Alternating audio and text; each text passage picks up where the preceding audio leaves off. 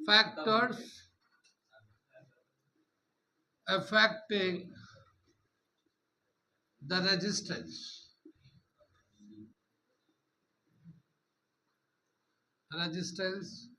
of a wire। ठीक है, ये अफेक्टिव भी लिख सकते हैं या फैक्टर ऑन विच ऐसे भी कर सकता है, factor on which resistance of a wire depends, resistance of a wire depends। ठीक है, ये एक ही टॉपिक है, यानी कौन कौन से पैरामीटर पे एक वायर का रेजिस्टेंस डिपेंड करता है। ये वायर है हमारा, ठीक है, इसमें हम लोगों ने बताए थे पॉजिटिव नेगेटिव चार्ज होते हैं, रैंडम मोशन में होता है। जब हम लोग बैटरी लगाते हैं तो चार्ज डायरेक्शनल हो जाते हैं, एक तरफ पॉजिटिव एक तरफ नेगेटिव चलने लगता है, उसी को हम लोग करंट कहते हैं। लेकिन बीच में जो चार्ज चल रहे होते हैं आपस में टकराते रहते हैं और उसी टकराव को हिंड्रेंस बोलते हैं, उसी हिंड्रेंस को रेजिस्टेंस बोलते हैं।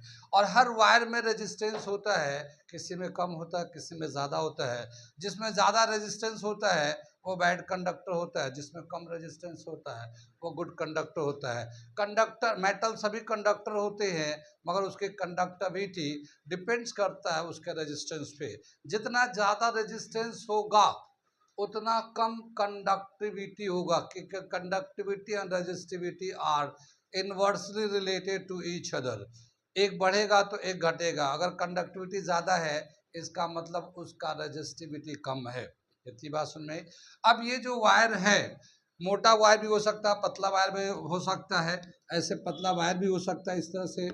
ठीक है, तो इसमें क्या है, एक तो लेंथ ऑफ द वायर है, कितना लेंथ ले रहा है वायर का, और एक ये वाला है area of cross section, area, ये वाला एरिया। कितनी बात सुन में। तो क्या देखा गया है कि resistance of wire is directly proportional to length of the wire. Wire अगर छोटा होगा कम रेजिस्टेंस, बड़ा होगा उससे ज़्यादा, और बड़ा वायर होगा उससे ज़्यादा। क्योंकि रेजिस्टेंस क्या होता है, बार बार टकराते रहना है। तो अभी टकराया फिर टकराया फिर टकराया फिर टकराया, टकराते टकराते टकराते जाना है, उतना लंबे दूर तक जाना है। तो जितना लंबा वायर होगा उतना ज़्यादा रेजिस्टेंस होगा। Resistance and length of the wire are directly proportional to each other. दूसरा दे रखा है resistance is inversely proportional to area of cross section of the wire. Wire का एरिया ऑफ क्रॉस सेक्शन जितना है उसके इन्वर्स रिलेट करता है रेजिस्टेंस। वायर मोटा होगा, मोटा वायर होगा, एरिया ऑफ क्रॉस सेक्शन ज़्यादा होगा, रेजिस्टेंस कम होगा। पतला वायर होगा, रेजिस्टेंस ज़्यादा होगा, क्योंकि एरिया ऑफ क्रॉस सेक्शन कम होगा पतले वायर मोटे वायर के हिसाब से। कितनी बात समझ में आई। ये दो पैरामीटर पे रेजिस्टेंस ऑफ वायर डिपेंड करता है। जब इन दोनों को हम लोग कंबाइन कर देते हैं तो इन दोनों को कंबाइन करने के बाद R is directly proportional to L and inversely proportional to A के बराबर हो जाता है। इस प्रोपोर्शनलिटी को हटाने के लिए एक कांस्टेंट यूज करते हैं और वो जो है रो एल ए हो जाता है। रो को बोलते हैं हम लोग रेजिस्टिविटी, रेजिस्टिविटी, रेजिस्टिविटी बोलते हैं रो को। ठीक है, रेजिस्टिविटी ऑफ वायर रो को बोलते हैं।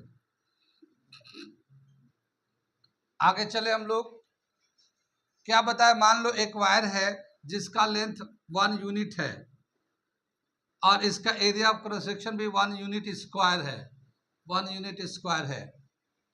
तो लेंथ अगर 1 होगा, एरिया ऑफ क्रॉस सेक्शन 1 होगा, 1 1 डालेंगे तो क्या हो जाएगा, if L is equal to 1, A is equal to 1, then R is equal to रो।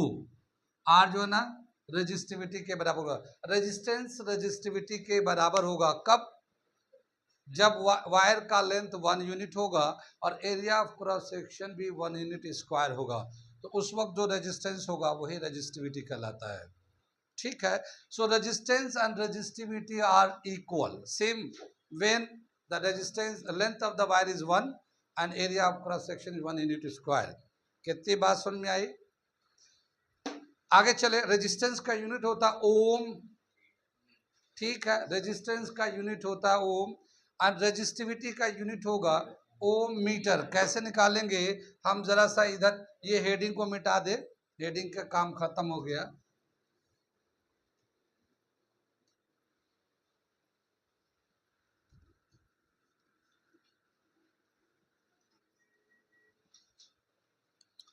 इस रजिस्टिविटी का रिलेशन निकालते तो rho is equal to R A upon L हो जाएगा।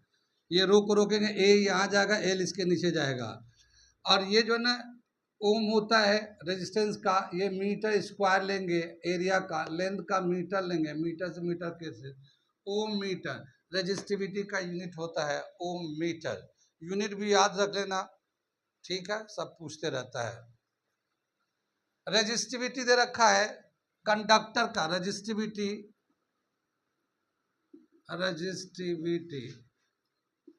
ऑफ ए, कंडक्टर का दे रखा, कंडक्टर का या फिर एलओआई का, इसका रेंज दे रखा है 10⁻⁻8 ओम मीटर से लेकर 10⁻⁻4 ओम मीटर तक आता है। जो कंडक्टर है उसकी रेजिस्टिविटी का जो वैल्यूज होते हैं इस रेंज से इस रेंज तक है, -10⁻⁻8 से लेके 10⁻⁻4 ओम मीटर तक होता है।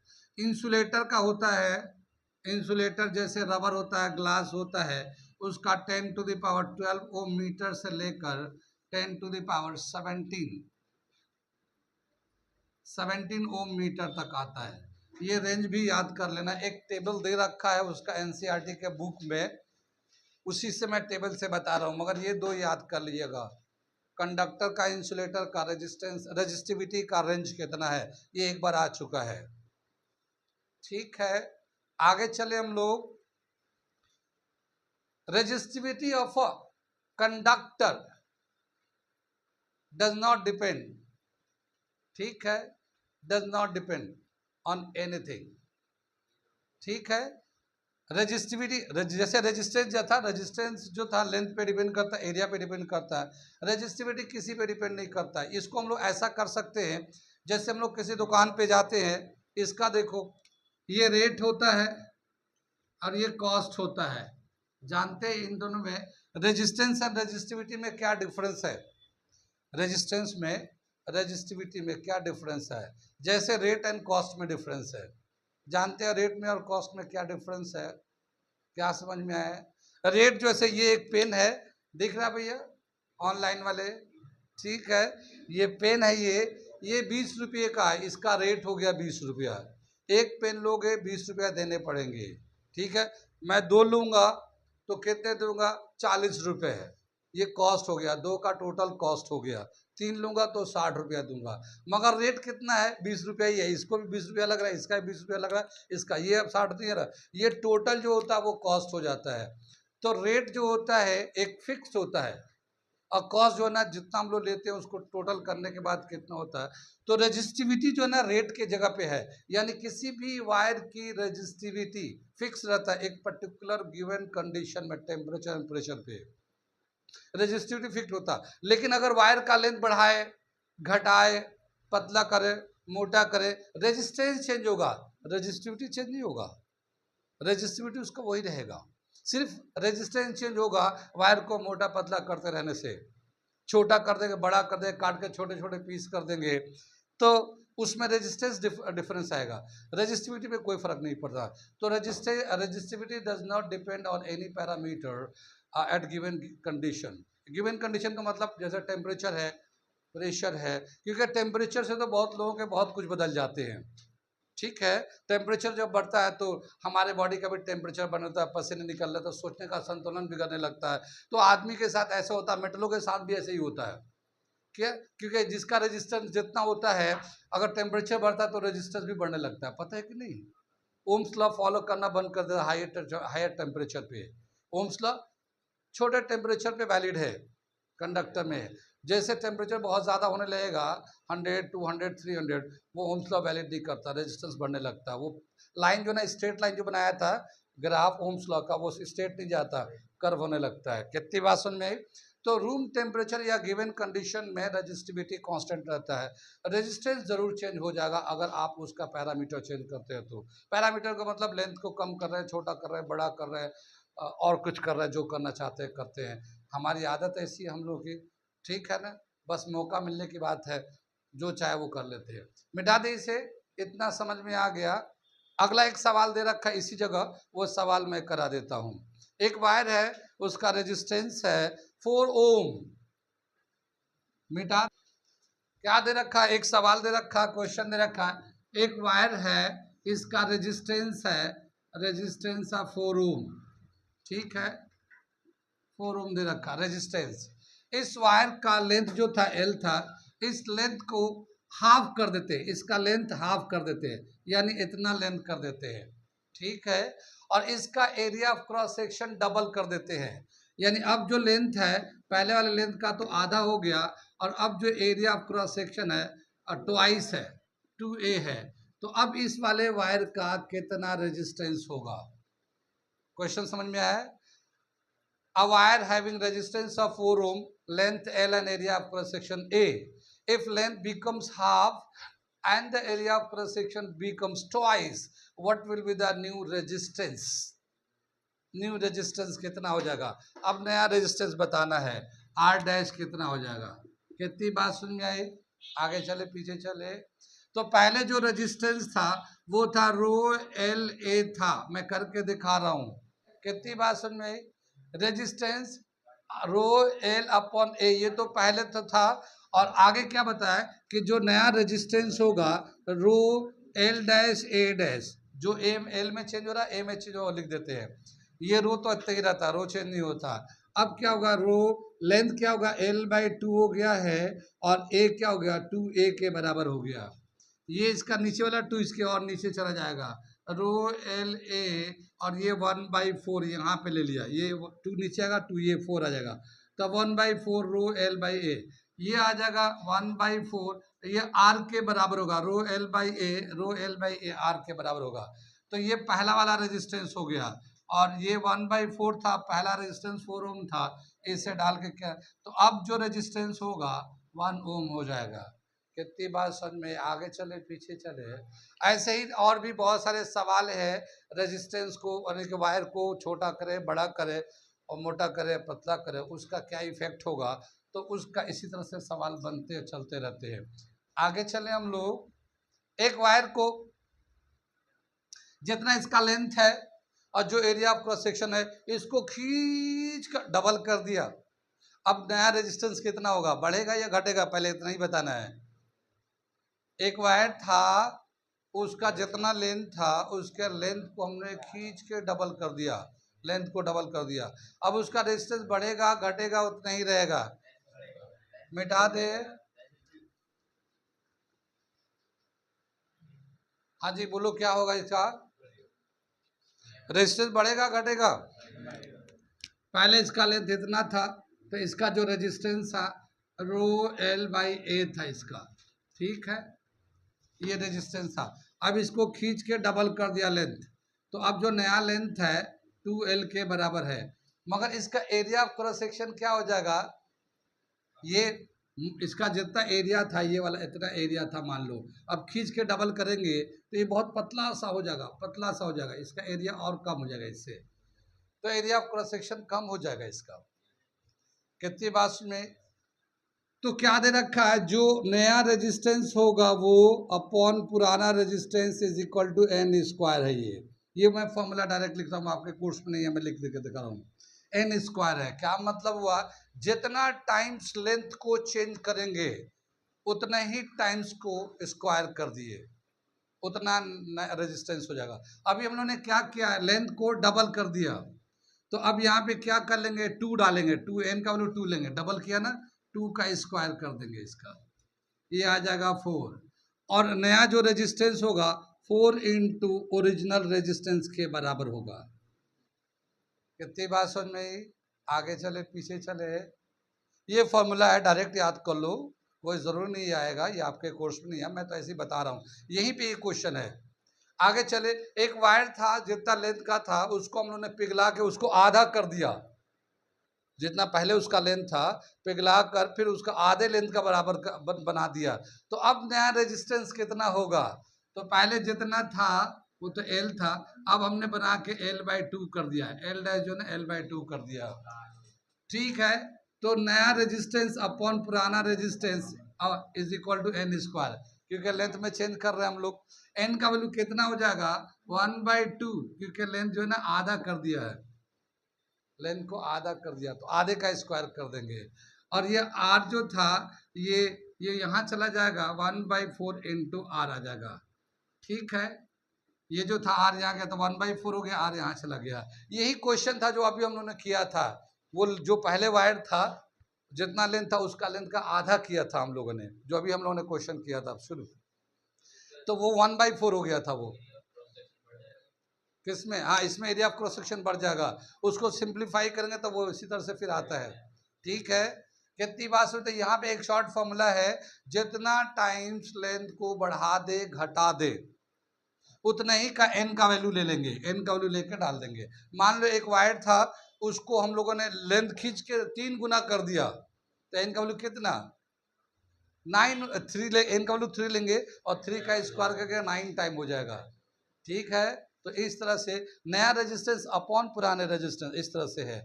या यूं कह सकते हैं कि आर डैश यानी new resistance equal to N square R original. ठीक है ना, ये इस तरह से भी लिख सकते हैं इसको, ये एक फॉर्मूला लिख लो। ये आगे चलते हैं, इसके बाद यहाँ पे ये टॉपिक कंप्लीट हो जाता है। अगला टॉपिक आ रहा है resistance in series and resistance in parallel, इसे करने जा रहे हैं हम लोग। ये वाला फॉर्मूला भी याद कर लो, लेंथ चेंज करेंगे तो, बाकी तो वो क्वेश्चन मैंने जो कराया था वो कराया था, मगर वो क्वेश्चन इसी फॉर्मूले से भी होगा। ठीक है, आगे चलते हैं हम लोग।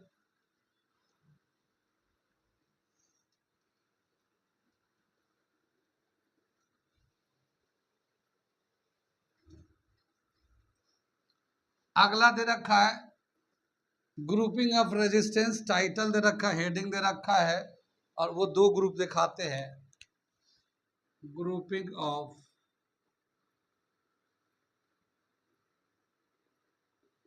रजिस्टर्स, सीरीज में करते एक और एक पैरेलल में करते हैं। ठीक है, आगे चले हम लोग रेजिस्टेंस इन सीरीज देखते हैं। ये देखते हैं रेजिस्टेंस इन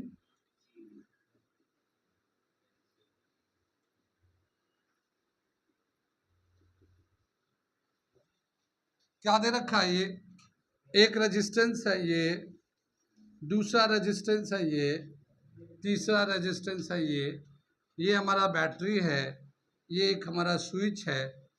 ठीक है, और ये हमने कनेक्ट कर दिया। ठीक, ये स्विच को ऑन कर दिया, यहाँ पे कनेक्ट कर दिया।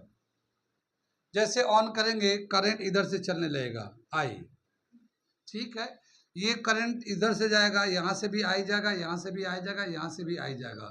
सारे रजिस्टर से, ये R1 है, ये R2 है, ये R3 है, तीनों रजिस्टर से सेम करंट जाएगा। लेकिन जब करंट जा रहा होगा तो ओम्स लॉ के according V is equal to I into R होता है। तो I तो सब में सेम जा रहा होगा, लेकिन रेजिस्टेंस अलग अलग है, तो R का वैल्यू जो ना अलग अलग आएगा, तो ये वाला वैल्यू अलग आ जाएगा, तो ये V1 आ जाएगा, ये V2 IR2 के बराबर होगा, V3 IR3 के बराबर होगा। यहाँ पे पोटेंशियल डिफरेंस या पोटेंशियल ड्रॉप ये ऐसे आएगा। कितनी बात सुनिए, यानी एक जब करंट जाएगा तो करंट इससे तीनों से सेम जाएगा, लेकिन करंट सेम होगा, रेजिस्टेंस अलग होने की वजह से पोटेंशियल जो ड्रॉप होगा, पोटेंशियल जो यूज होगा, ये V1 यहाँ पे होगा, V2 यहाँ पे होगा, V3 यहाँ पे होगा। और इन तीनों पोटेंशियल को जब प्लस करेंगे तो ये सोर्स के पोटेंशियल के बराबर हो जाएगा। ठीक है ना, सोर्स के पोटेंशियल के बराबर हो जाएगा। ठीक, इतना समझ में आएगा, यही बेसिक कंसेप्ट है। अब मैं जो पॉइंट्स है इसके, मैं उस पॉइंट्स को लिख देता हूँ, किन किन बातों का सीरीज में ध्यान रखना है। क्या है, current is same, current same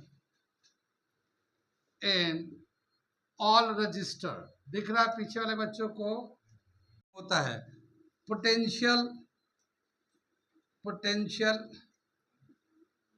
is different